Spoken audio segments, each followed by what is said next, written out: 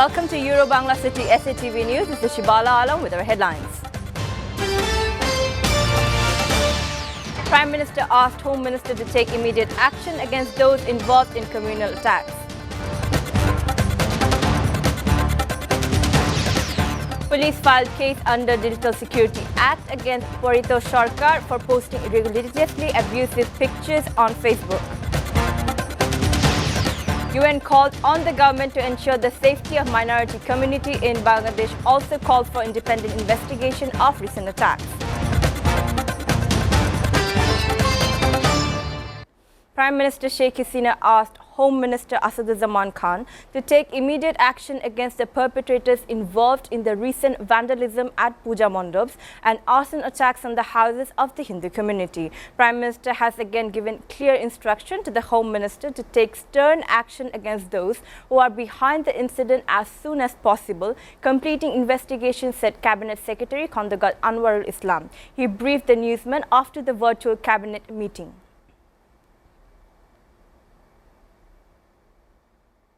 Police have filed a case under the Digital Security Act against Parito Sarkar, who was arrested for posting religiously abusive pictures on Facebook. Police arrested him from Jaipur Hat last night. Rangpur Superintendent of Police Biplab Kumar Sarkar said police arrested Kishore Parito Sarkar from the border district of Jaipur Hat on Monday night on the tip-off. He is being questioned. Paritosh has fled with his family to a relative's house there.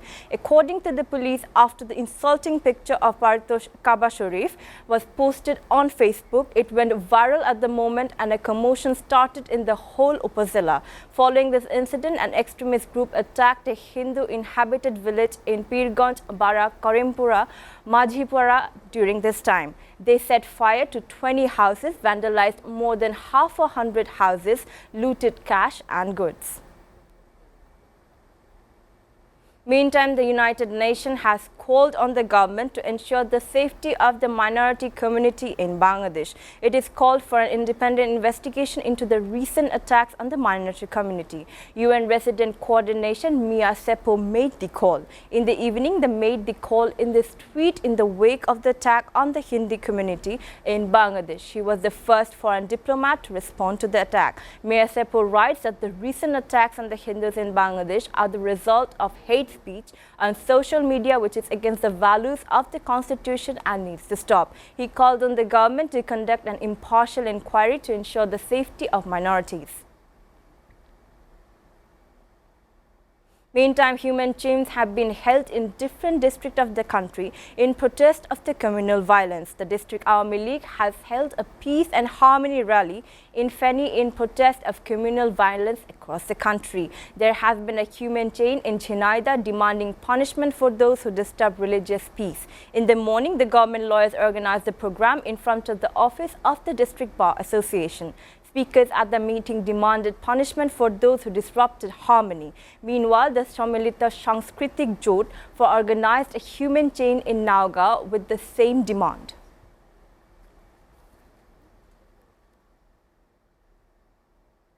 Dismissed a case filed against Mayor Atikul Islam. Judge Mohammad Assam's Joglul Hussain of Dhaka Cyber Tribunal passed the order. Earlier in the day, Mohammad Abdul Rahim, a businessman, filed the case with the tribunal. According to the case statement, Atikul forcibly possessed a plaintiff property and intentionally published various offensive, false, intimidating and defamatory information about the plaintiff and his family through various media using the digital devices.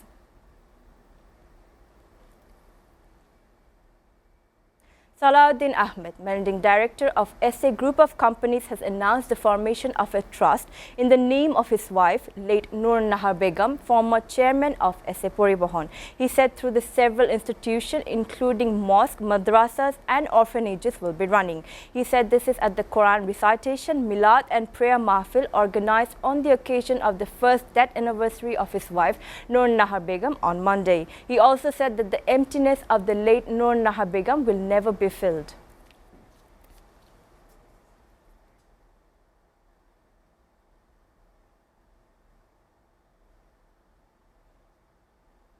Viewers are taking a short break. Stay with Euro Bangla City SATV News.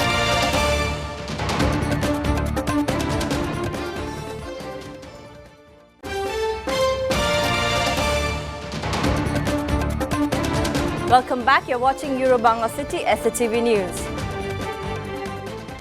Now we move on to the international news. The U.S. Special Envoy for Afghanistan is stepping down following the chaotic American withdrawal from the country. Zalmay Khalilzad will leave the post this week after more than 3 years on the job under both the Trump and Biden administration. He had been criticized for not pressing the Taliban hard enough in peace talks began with the Trump was president, but Secretary of State Antony Blinken thanked him for his work. Europe's drug regulator is ramping up COVID-19 inoculation. The European Medicine Agency said it's currently reviewing use of Pfizer vaccine for children as young as 5. Last week, Pfizer and its German partner BioNTech submitted results from the clinical trial on more than 2,200 participants. It showed the vaccine induced a strong immune response in children 5 to 11. The EMA has given approval to vaccine manufacturers site for Pfizer in 2 Italian cities to produce up to 85 million additional doses for the EU. Meantime, health workers in Afghanistan will begin a house-to-house polio vaccination drive next month after the new Taliban government agreed to support the campaign, the World Health Organization and the United Nations Children's Fund said. WHO and UNICEF welcomed the decision by the Taliban leadership supporting the resumption of house-to-house polio vaccination across Afghanistan. Afghanistan and neighboring Pakistan are the last countries in the world with endemic polio, an incurable and highly infectious disease transmitted through sewage that can cause crippling paralysis in young children. Iran's President Ibrahim Raisi said seriousness on the part of the United States' upcoming talk to restore the 2015 nuclear deal would mean lifting sanctions against Iran. For the other side, a readiness to lift sanctions can be signed for its seriousness, said Raisi. When Enrique Mora, the European Union's top representative to the Vienna talks, traveled to Tehran last Thursday for discussion, he was told the same. He adds, besides, Iran Foreign Ministry said earlier this month the country has no preconditions for returning to the negotiating table. Meanwhile, the EU will not hold talks in Brussels on Thursday with Iran on restarting negotiation over the nuclear deal. North Korea fired a submarine-launched ballistic missile (SLBM) from its east coast on Tuesday, South Korea's military said, pulling Japan's new prime minister off the campaign trail and overshadowing the opening of a major arms fair in Seoul. The launch, reported by officials in South Korea and Japan, came after US and South Korean envoys met in Washington to discuss the nuclear standoff with North Korea on Monday. Spy chiefs from the United States, South Korea and Japan were reported to be meeting in Seoul on Tuesday as well. The missile was launched about 10:17 a.m. local time from the sea in the vicinity of Sinpo, South Korea's Joint Chief of Staff said, where North Korea keeps submarines as well as equipment for test firing SLBMs. Former U.S. Secretary of State Colin Powell passed away Monday at the age of 84 after dealing with complications from COVID-19. The retired four-star general was the nation's first black Secretary of State who also served in other positions for a number of former U.S. presidents. Those very presidents he served under expressed their deep condolences, including George W. Bush, who said he was the first. Former Lady Laura Bush said deeply saddened, calling Powell a great public servant, starting with his time as a soldier during Vietnam. Former President Barack Obama, who said he'll always look to Powell as an example of what America. Former President Bill Clinton and former Secretary of State Hillary Clinton also noted in a joint statement that Powell was a courageous soldier, a dedicated diplomat, and a good and decent man. Now sports news. Bangladesh will take to the field in the second match of the T20 World Cup qualifiers today. The Tigers' opponent is a do-or-die match in host Oman. The Al Amarat match in Muscat will start in 8 p.m. tonight. Bangladesh started World Cup mission on Sunday where Mahmudullah Riyad's test team lost to Scotland. However, the Tigers have no choice but to win against host Oman. Even if we win the last two matches, there will be various equations. We also have to wait to Oman to lose to Scotland. Meanwhile, the lighting of the Olympic torch marks a special moment for the country that is set to host the international sporting event. But for China and the 2022 Beijing Winter Olympic Games, it was met with human rights activists protesting the games as the flame was lit at Greece's Olympia on Monday. 2 women and a man were seen entering the site of the ancient Greek stadium and temple where the Olympic flame is traditionally lit. 4 other protesters were detained outside the stadium an hour before the ceremony, while 2 more were arrested in Athens on Sunday after protesting at the Acropolis monument. Despite the ongoing protest, IOC Chief Thomas Bach stressed that the Olympic event would be beyond challenges that the world faces.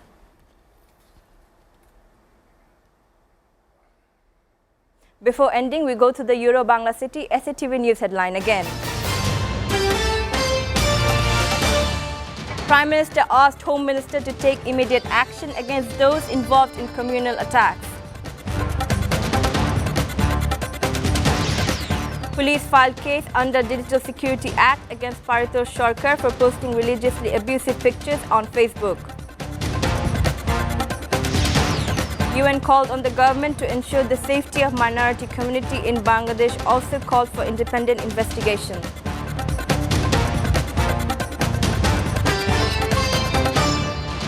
Up to date so far here on Euro-Bangla City SATV News, and to know the latest news, visit www.satv.tv. Stay with SATV.